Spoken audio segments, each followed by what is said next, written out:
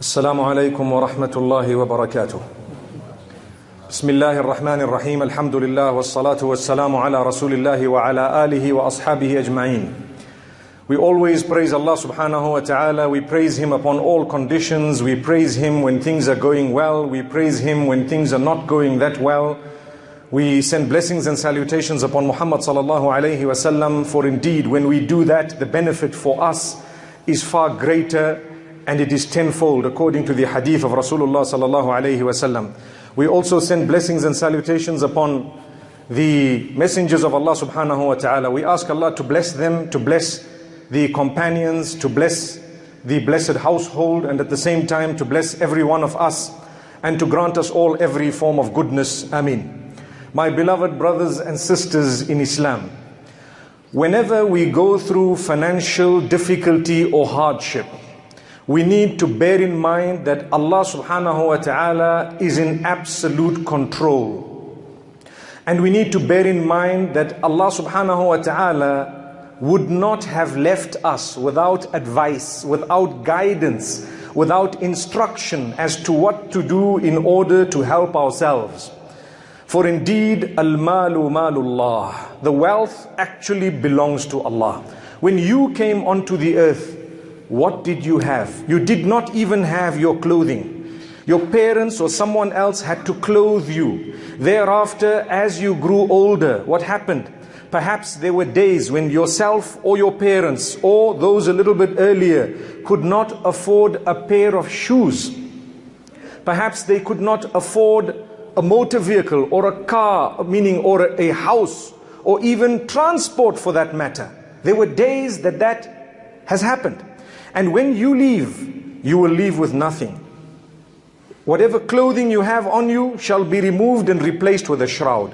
Whatever wealth you have already, that which you spent, your name will be written next to it that you spent this money. That which you did not spend, others will be owning it, or if not owning it, then they may even fight for it. May Allah subhanahu wa ta'ala not let that happen. Ameen. So we know that at this moment in time, in this country, we are going through such a difficult financial time, or should I say, such difficult times, whereas it's so tough to explain to someone who's not living it as to what is going on. We agree. You tell someone living in Singapore, for example, that we have something called bond notes. It might take you half an hour to explain, and even after that, they will not comprehend exactly what's happening. We are taught, number one, by Allah subhanahu wa ta'ala, that when you are going through hardship, difficulty, one of the first things you should do is thank Allah. Amazing. How many of us knew that? You have to be thankful. How can you tell me I'm going through hardship? I must say, oh Allah, thank you. How can you say that? That is what Allah says. Subhanallah. You want increase in goodness, you have to thank Him. How can I thank Allah? I'm going through such a mess. I owe this one. I have to do this. I cannot afford that. I don't know where my food is going to come from. I don't know where my clothing is going to come from. I have no idea how I'm going to survive. My brain is totally, stressed out completely. My whole system is struggling and suffering. My health is deteriorating, and you are telling me to thank Allah. The answer is yes. That's what Allah says. لَإِن شَكَرْتُمْ لَأَزِيدَنَّكُمْ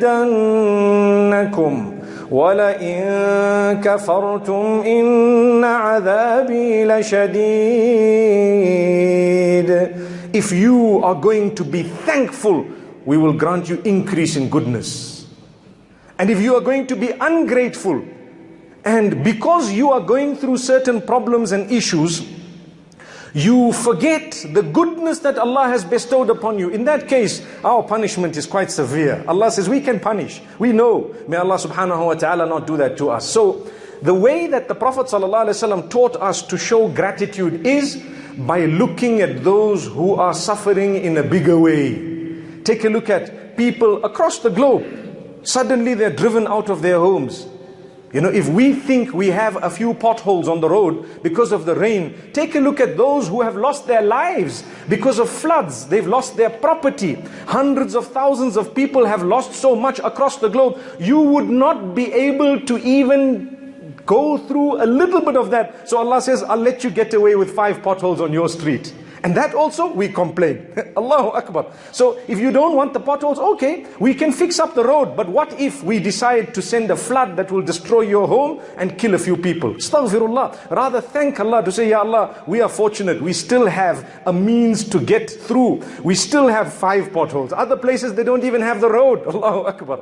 So this is the teaching of the Prophet ﷺ. Remember, my brothers and sisters, we cannot stress it enough.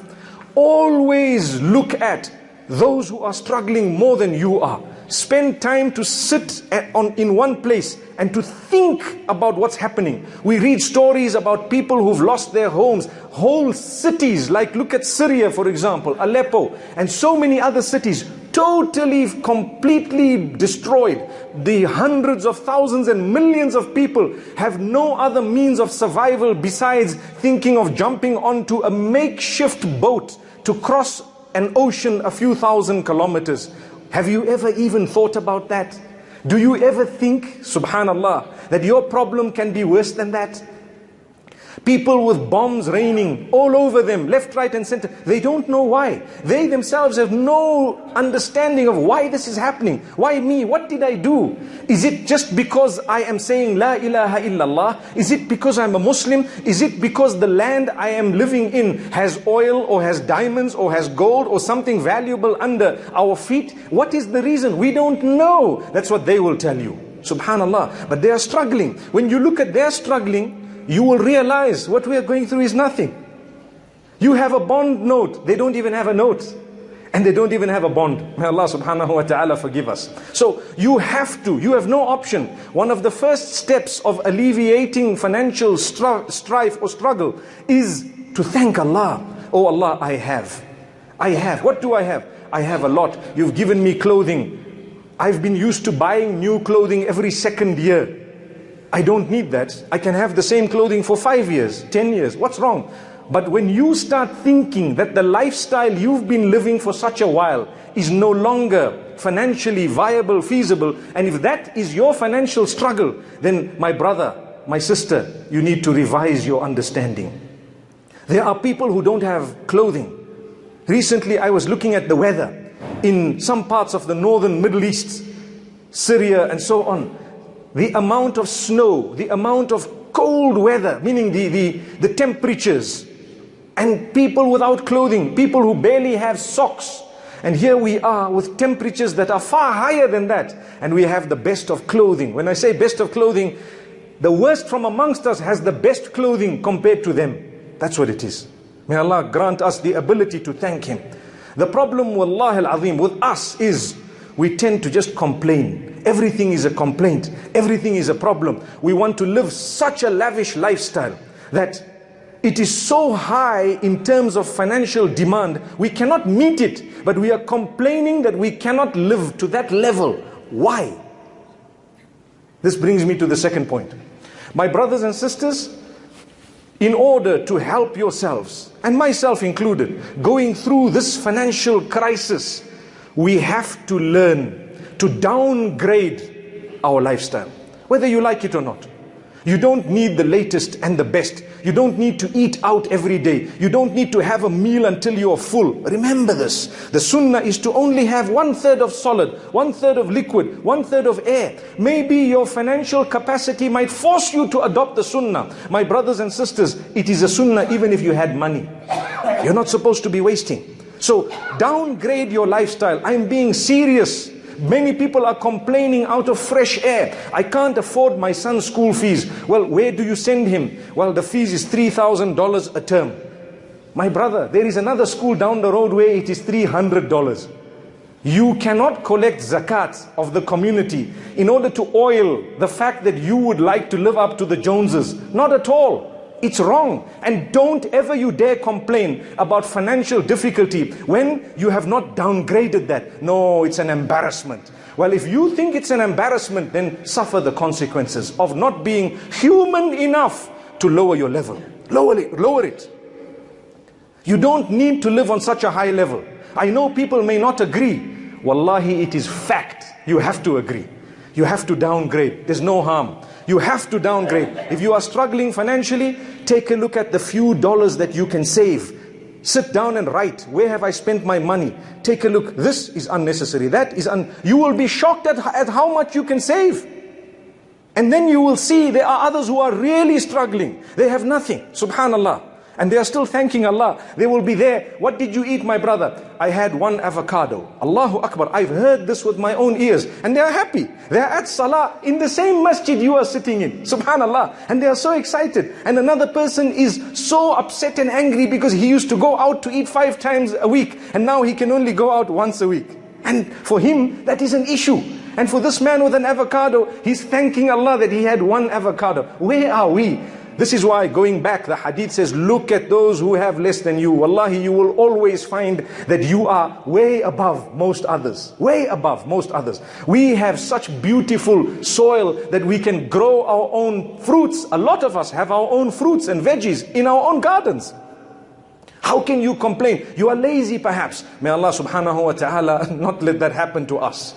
May we be from those who thank Allah and who downgrade, who look at others and who realize how fortunate we are. I do not have the time to go into specific examples, but I've given you 1 or 2. And you need to look at people around you who are struggling. Listen to the news and you will see those who were in riches are today not even in rags. They don't even know where they're going to go. I met a brother in the UK who was from Syria, and he was one of the wealthy people. He left on a boat, subhanallah. He left everything behind him. He owned almost a street, a whole street. Everything gone. And his family was so divided that he did not know where members of his family were. And we think we have problems. Allahu Akbar. We think we have problems. May Allah subhanahu wa ta'ala forgive us. Thank Allah. I'm repeating again, point number 1, when you have financial difficulty and any other difficulty, the first point you do, thank Allah. Many of us think, you know what, we would start but not with thanking Allah subhanahu wa ta'ala. Then, thereafter, my brothers and sisters, seek the forgiveness of Allah. That is very important. Seek the forgiveness of Allah to ensure that what you're going through is not a punishment, but rather it is part of the test of Allah. Life is a test. You have to seek the forgiveness of Allah. Why? Because Allah says, وَمَا كَانَ اللَّهُ مُعَذِّبَهُمْ وَهُمْ يَسْتَغْفِرُونَ. Allah will not punish them while they are seeking forgiveness. So if you are seeking forgiveness, even what was the punishment of Allah will be converted to a test. Seek the forgiveness of Allah. Look into where you have gone wrong. If I am struggling, I need to ask myself, what did I do? Did I eat interest? Did I usurp the wealth of someone? Did I cheat and steal? Did I harm someone? Did I hurt someone's feelings? Have I usurped the rights of someone? Did I swear, backbite? What wrong did I do? Search yourself, introspect. You have to. When you come to the ulama, they will tell you, no, my brother, don't worry, it's a test from Allah. Yes, that is their duty to tell you. But you need to know yourself, search your life. Seize that as an opportunity to become closer to Allah. Because we are taught that whenever you have a test, and that test brings you closer to Allah, it was actually not a punishment, it was just a test. If I'm going through hardship and that hardship brings me into the masjid, wallahi, that was a test. That was a gift of Allah. But if I'm going through hardship and I start questioning Allah, that brings me to the next point. Never question Allah. Ask Him. Pray to Him, make tawbah to Him, thank Him, but don't question Him. Don't say, oh Allah, why me? Why you? There are others who have gone through more than you. Do you want us to give you something bigger? Do you want us to show you, if we wanted to fix you, what exactly we would have done? Perhaps that can happen. So Allah says, don't say why you. When you came on earth, your test, you came here to be tested. A test is like an examination paper. The questions on your paper were already set. You cannot change them. So stop saying, why you? These are your questions. Answer them to the best of your ability. Then you shall die and get the result of your examination. Simple.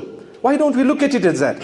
We say as Muslims, we have come to this world or to the earth in order to be tested. Right? We all believe that. The Quran says. And it's a fact. As you grow older, you realize how true that is.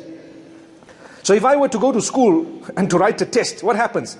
Can I, after the invigilators have handed out the papers in the exam room, and I look at the test and I say, hey, you know what? I don't know the answers here. Why me? Why me? Give me another one here. You cannot do that. You have to try your best, even if you don't know the answer. The most the invigilator will tell you is, listen, try and answer all questions. Don't leave anything blank. You may not know.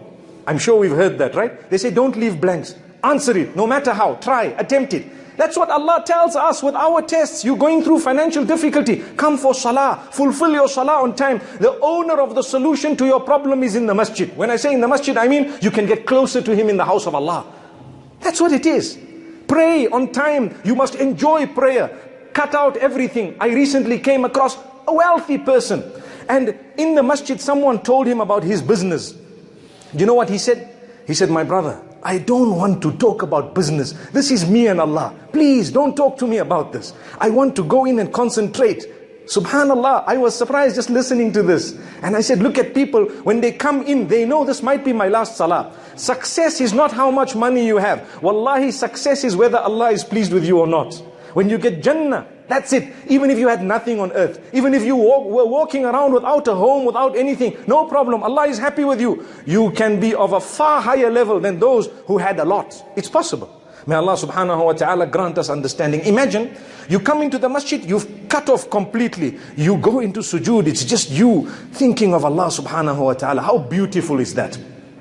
This is why Allah says, يَا أَيُّهَا الَّذِينَ آمَنُوا اسْتَعِينُوا بِالصَّبْرِ وَالصَّلَاةِ إِنَّ اللَّهَ مَعَ الصَّابِرِينَ. O you who believe, seek help, seek assistance through patience and prayer.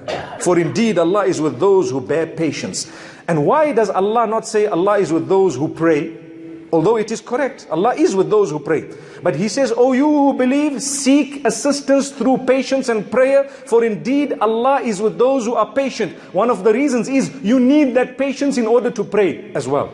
Subhanallah. You need patience to pray. You need to restrain yourself from what other things you want to do at the time of prayer. You have a big financial problem. If you do not fulfill your salah on time properly, please don't complain. Probably your problem will start multiplying. And probably you become depressed rather than becoming acceptable, or a person who accepts the decree of Allah. Big difference.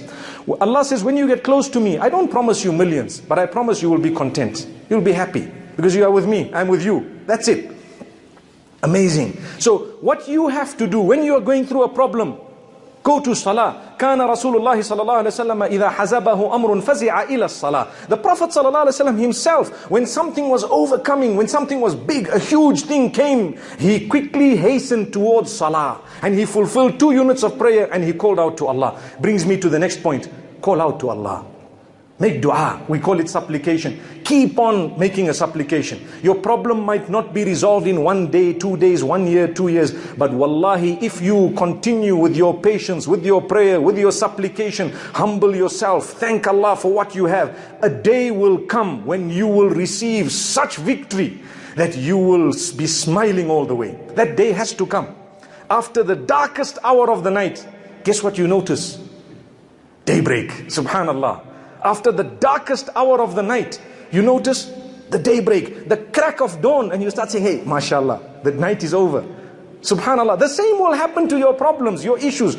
The more problems you have, the closer they should bring you to Allah. You get close to Allah, you get used to this. A person who had a problem with his hand and they amputated it. Wallahi, if your hand has been amputated, your leg has been amputated, may Allah make it easy for those whom this has happened to.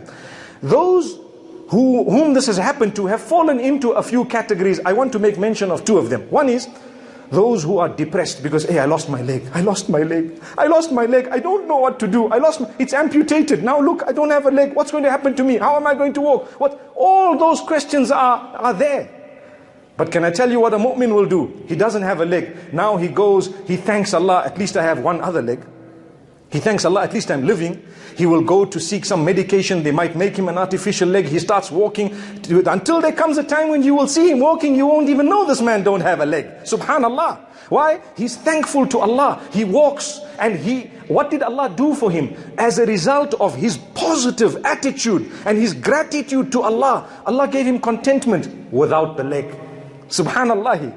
Amazing. But the same problem in another person who just continue to complain, what will happen? He becomes depressed. He now needs medication for psychiatric assistance or, solution and so on. And he will not be happy up to the point of death. The other man is working, he's got a good job, he's driving, everything is happening. This is the same with us when we have our problems. Your marital problem, any other problem, social problem, financial problem. Today we are discussing financial problems because we are all going through it. I don't think there is a single exception in our society and community. So you have to thank Allah for what Allah has bestowed upon you. You have to look at it positive. Keep on going. One day, you may think, I'm never going to make this. No, with Allah, you can do it. I promise you, with Allah, you can do it. Get close to Allah. Keep trying. People may swear you. They may say things to you. You may go through the roughest patch. Trust me, with Allah, you will come out of that. Trust me, with Allah, you will come out of your problem. But you need something. Bala in tasbiru wa tattaqu. So many times in the Quran, when Allah speaks of major obstacles facing the mu'mineen, He says, we will help you when you have sabr and taqwa. You need to be patient. When you are patient, don't tell everyone, I'm making sabr. I've heard people say this, I'm making sabr. I'm making sabr. Why are you spoiling your face? Why are you telling the world you're making sabr? Keep quiet. Sabr is such that you should know you're making the sabr. You don't need to tell the world you're making the sabr. You just pretend like nothing is wrong, such that when people see you, they think, wow, this person's got the life. That's what they think. But only Allah knows, you are struggling. That having been said, my brothers and sisters, we need to also consider others. Every one of us, without exception, there is someone, somewhere, if not one, more people, or if not more people, then at least one, who looks at us and thinks, I want to have this man's life. And they don't know what we are going through. And we look at someone else sometimes, and we think, hey, I wish I could be like this. And we don't know what they're going through. And this is why one of the scholars was explaining one day in the masjid that, the difficulties that people go through, Allah tailor makes them for you. When you are going through a problem, Allah knows. He made it for you. It's your test. So the people were questioning him. He said, okay, I want every one of you to write 10 of your biggest problems and put them here in this hat. So in the whole masjid, or that, how many people were listening to him, they wrote it all down and they put it in the hat. Then he said, I want you guys to come back and pick out from this one piece of paper until you are happy that now you need these as your own problems. What that means is you have to have these problems in life. You have to have tests. We've written down everybody's problems. They're all on a piece of paper. Each one has written a little piece. It's all in a hat. So when they came forward once again, picked up the paper. Hey, these are massive problems. Put it back. Pick up the next one. These are even bigger than those. Put it back. Where's my paper? Let me look for it again. Do you get the point? So this is the gift of Allah. The gift of Allah is your 10 problems are tailor-made for you. Allah knows you'll go through. If you knew the problem of the man sitting next to you now, you would not want those problems. Hey, oh Allah, leave this. This one here is not for me. I can't manage it. Maybe one or two things you are going through, he's not going through. So it seems like he's leading the life. But you don't realize it's not that. There are other things which you don't even know, you don't have the problem about. And they are going through the stress of the age. May Allah subhanahu wa ta'ala grant us ease. You can see this is a relevant topic. It is something we desperately need. I end off with two more things. Brothers and sisters, if you have financial problems, any form of difficulties, there is one important way of helping yourself. By helping others. Amazing. كَانَ اللَّهُ فِي عَوْنِ الْعَبْدِ مَا كَانَ الْعَبْدُ فِي عَوْنِ أَخِيهِ. The hadith says Allah will continue helping you for as long as you are busy helping someone else. How many of us, we have our problems, it's all about me and I. Even if you don't have, what's stopping you from smiling at someone? That smile might make them feel like their problem and burden is less. You greet someone, Salamu alaikum, how are you my brother? Give them the importance because they are important in the eyes of Allah. They are important. You greet someone, look at them in the eye, greet them. They should feel in the heart that this is a very beautiful Islamic greeting. That is an ibadah. That is an ibadah. So no one can say, hey, I'm too poor to reach out. We're not talking of financial reaching all the time. What is more important than giving people financially is to show them the best character and conduct, to be genuine towards them. So inshallah, that is one issue that we definitely need to improve on. We need to become more kind to one another. And the last point that I'm going to raise before I close, my brothers and sisters, there is something that Allah subhanahu wa ta'ala has instructed us, and that is to encourage people to do good and discourage them from bad in a beautiful way. It's your duty, and as a result, Allah will accept your dua. You know, when we are making dua, and the dua, we feel sometimes, hey, I wonder if Allah's definitely heard it. But sometimes people do feel that when is this going to happen? When is this going to happen? Allah says you need to be charitable, you need to be kind and good. You need to know that Allah's timing is absolutely perfect. There is no ways that Allah's timing is not perfect. But on top of that, when you see wrong things, in a beautiful way, try and remind. When you see something, a moment where you can encourage people to do good, encourage them in a lovely way. It's called Amr bil Ma'ruf wa Nahi anil Munkar. The hadith says if you don't do that, a time will come when punishment may overtake you. Then you call out to Allah, and Allah subhanahu wa ta'ala will say, you know what, you're not even bothered about the goodness of the rest of mankind. Why should we be bothered about your goodness? May Allah subhanahu wa ta'ala bless you all. Brothers and sisters, never lose hope. The mercy of Allah is very near. The victory that Allah has promised you and I is very, very near. The victory in terms of alleviation of the suffering that you may be going through, or myself, or anyone else. But you need these guidelines and much more. But today we've spoken about a few points. I hope that they will help us. أقول قولي هذا وصلى الله وسلم وبارك على نبينا محمد. اقرأ كتاب الله ترق جنانه وتنل